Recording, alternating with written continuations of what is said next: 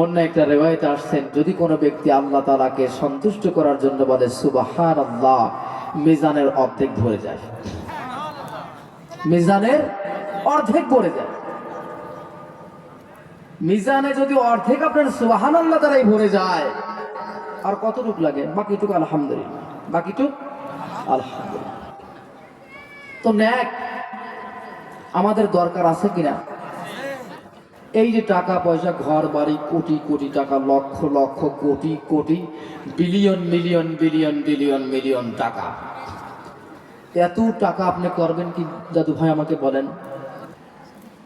হযরত ওমর রাদিয়াল্লাহু তাআলা আনহু বলেন, হে মুমিনরা শোনো শোনো, হাসিবু ক্বাবলা আন তুহাসিব। ওই কিয়ামতের আগেই, কিয়ামতের দিনে হিসাব নেয়ার আগেই তুমি তোমার নিজের হিসাবটা নাও।